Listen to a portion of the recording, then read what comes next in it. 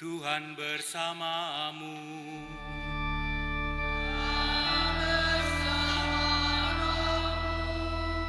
Inilah Injil suci menurut Lukas.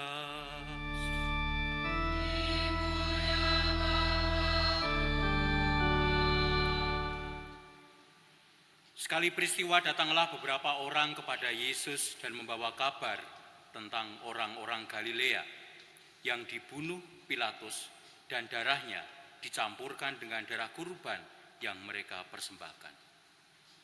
Maka berkatalah Yesus kepada mereka, "Sangkamu orang-orang Galilea itu lebih besar dosanya daripada semua orang Galilea yang lain, karena mereka mengalami nasib demikian? Tidak, kataku kepadamu. Tetapi jikalau kamu tidak bertobat, kamu semua pun akan binasa dengan cara demikian. Atau sangkamu, ke-18 orang yang mati ditimpa menara dekat Siloam lebih besar kesalahannya daripada semua orang lain yang diam di Yerusalem? Tidak, kataku kepadamu. Tapi jikalau kamu tidak bertobat, kamu pun akan binasa dengan cara demikian." Kemudian Yesus mengatakan perumpamaan ini. Ada seorang mempunyai sebatang pohon ara yang tumbuh di kebun anggurnya. Ia datang mencari buah pada pohon itu, tapi tidak menemukannya. Maka berkatalah ia kepada pengurus kebun anggur itu, "Sudah 3 tahun aku datang mencari buah pada pohon ara ini, namun tidak pernah menemukannya. Sebab itu, tebanglah pohon ini. Untuk apa pohon ini hidup di tanah ini dengan percuma?" Pengurus kebun itu menjawab, "Tuan, biarkanlah dia tumbuh selama setahun ini lagi. Aku akan mencangkul tanah sekelilingnya dan memberi pupuk kepadanya. Mungkin tahun depan akan berbuah. Jika tidak, tebanglah." Demikianlah sabda Tuhan.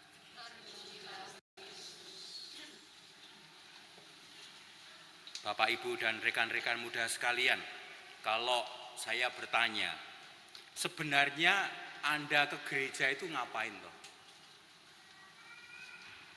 Mungkin ada yang akan menjawab dalam hati, ya karena ini kewajiban saya sebagai orang Katolik. Yang lain mungkin menjawab, ya karena nanti setelah pulang ini saya beli takjil, ngisi waktu saja. Anak-anak muda kan mungkin akan menjawab, ya karena saya ingin ketemu teman, saya diajak teman saya. Yang jomblo akan menjawab, mosok dari 700.000 orang ini gak akan ada yang kecantol dengan saya. Kita memiliki berbagai macam motivasi. Mengapa? Hujan-hujan datang ke gereja. Saya teringat pengalaman saya ketika kecil. Saya dari paroki Sumber di Muntilan Kemeringet ya, karena naik ya. Dan kami di sebuah stasi kecil dapat jatah itu setiap hari Minggu jam 7. Sebagai anak kecil saya itu paling sebel misa hari Minggu itu. Karena apa? Sudah sekolah ya, hari Minggu dan Minggu pagi itu film kartun zaman dulu gitu ya. Dan itu saya selalu jengkel sama bapak ibu saya. Bapak saya itu prodiakon, ibu saya aktif kur segala macam, semangat. Dan selalu mengingatkan saya, ayo bangun ke gereja. Ya saya males-malesan segala macam, masih nonton kartun itu ya. Dan bapak saya kalau sudah memberitahu sekali saya tidak segera mandi, ya ini gaya VOC ya, tidak seperti anak zaman sekarang ya. Bagaimana perasaanmu, apa yang kau alami? Bapak saya tidak langsung copot TV-nya itu, kabel listriknya itu, selesai tanpa diskusi. Ini gaya VOC gitu ya. Namun saya merasa bahwa saya dikondisikan untuk membangun suatu praktek hidup rohani yang saya alami semenjak kecil. Waktu itu saya jengkel, saya marah. kenapa bapak saya demikian. Tapi saya bersyukur setelah bertahun-tahun kemudian, berpuluh-puluh tahun kemudian, bahwa itulah yang ditanamkan oleh keluarga. Rutinitas, hal-hal yang biasa, setiap tahun ada kita pantang dan puasa. Kita diingatkan lagi dalam teks itu ya, bahwa mulai tanggal 8 ada sakramen rekonsiliasi ya, selama Selasa sampai Jumat pagi dan sore. Diingatkan sekali. Kita diingatkan untuk menghidupi praktek-praktek yang harian itu. Mengapa? Saya terkesan dari bacaan pertama. Ini adalah kisah yang selalu menjadi favorit saya tentang bagaimana Musa membangun relasinya dengan Tuhan. Para ahli kitab suci itu umumnya membagi hidup Musa itu dalam 3 bagian. Yang pertama adalah Musa dalam kejayaannya. Dia seorang pangeran di istana Mesir. Ya, dia mengalami berbagai macam fasilitas, hidupnya baik. Sampai suatu saat dia melakukan kesalahan. Kesalahan yang amat fatal, yaitu karena dia semakin sadar bahwa dia aslinya bukan orang Mesir tapi orang Israel, dan dia nggak terima, kemudian membunuh seorang prajurit. Masuk fase kedua dari Musa, yaitu Musa di dalam masa pelarian. Dan pelariannya itu tidak hanya setahun 2 tahun, ada yang bilang 20 tahun. Musa melarikan diri, karena kalau enggak dia akan ditangkap, diadili. Dia adalah pembunuh. Dan dia mengerjakan hal yang biasa. Jauh dari glamor sang pangeran, tidak. Dia sekarang adalah penggembala ternak. Ternaknya bukan ternak dia, ini ternak mertuanya. Nah, Musa periode ketiga adalah Musa yang setelah mulai hari ini kita baca, dia hidup di dalam perutusan yang ia terima dari Allah. Musa tampil secara baru, mewartakan karya keselamatan. Nah, yang menarik adalah mengapa kok Allah itu tampil kepada Musa bukan ketika Musa itu sebagai pangeran, bukan ketika dia jaya, bukan ketika dia itu dikagumi, tapi justru Musa yang pertama mengerjakan hal yang sangat biasa, menggembalakan kambing. Lebih dari itu, Musa yang lari karena dia adalah pembunuh. Itu menarik sekali. Artinya Allah itu tampil dan menyapa kehidupan kita. Mungkin bukan saat kita sedang jaya, sukses, kita berhasil gitu ya.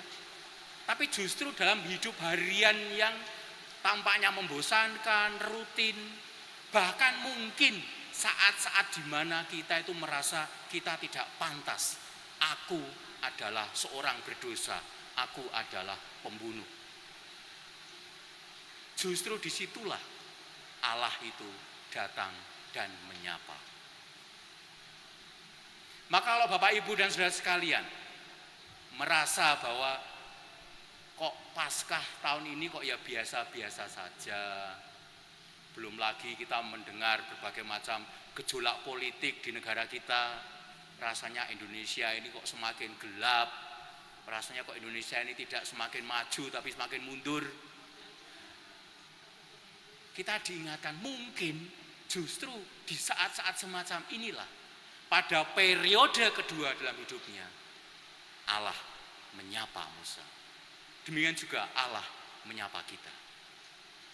Maka marilah kita tekuni hal-hal yang rutin, yang biasa, yang membosankan.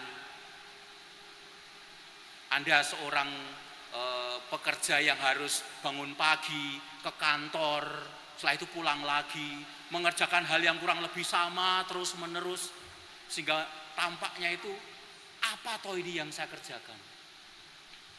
Mungkin di dalam rutinitas semacam itu, Allah seperti halnya Musa menampilkan diri dan menyapa kita. Kalau Anda merasa bahwa Allah itu menyapa saya hanya ketika saya sukses, bisa jadi itu bukan Allah, tapi adalah syaitan yang terkutuk. Tapi ketika Anda merasa bahwa kok hidup saya itu biasa-biasa saja, atau bahkan paling buruk, saya itu tidak pantas, saya itu berdosa, ingatlah hari ini Allah menyapa Musa. Nah, bacaan Injil menampilkan sesuatu yang menarik. Kalau Bapak Ibu membaca teks dari Matius, Markus, dan Lukas, ada kesamaan tentang Yesus yang Allah yang menyampaikan perumpamaan tentang pohon ara ini. Tetapi tiga penulis ini menampilkan kisah yang berbeda. Matius dan Markus, ketika yang mempunyai kebun itu melihat pohon aranya itu tidak menghasilkan buah, dia marah, mengutuk. Lukas ini sangat manusiawi, ya, berbeda dengan Matius dan Markus. Yang mempunyai sama reaksinya, sudah 3 tahun aku mencari, tidak ada hasilnya, sudah kutuk saja. Tetapi pengurus kebun itu mengatakan, Tuhan, biarlah dia tumbuh 1 tahun lagi. Tapi tidak hanya sekedar menunggu, aku akan mencangkul sekelilingnya dan memberi pupuk kepadanya. Mungkin tahun depan akan berbuah. Inilah pengharapan. Kalau hari-hari ini Anda merasa gelap, Anda merasa bahwa hidup saya itu seperti ini, nggak ada artinya, nggak mendapatkan hasil, tidak berbuah, ingatlah perumpamaan ini. Mungkin ini belum waktunya, tetapi saya akan mencangkul tanah dan memberi pupuk. Saya tidak akan tinggal diam, saya akan berusaha. Mungkin tahun depan akan berbuah. Maka marilah kita mohon kepada Tuhan supaya kita semakin sadar bahwa Allah yang datang dalam hidup kita, dalam hal-hal yang rutin, yang tampaknya tiap tahun, bahkan tiap minggu, mungkin tiap hari kita lakukan, suatu saat akan membawa buah yang mendekatkan diri kita kepada Allah sendiri.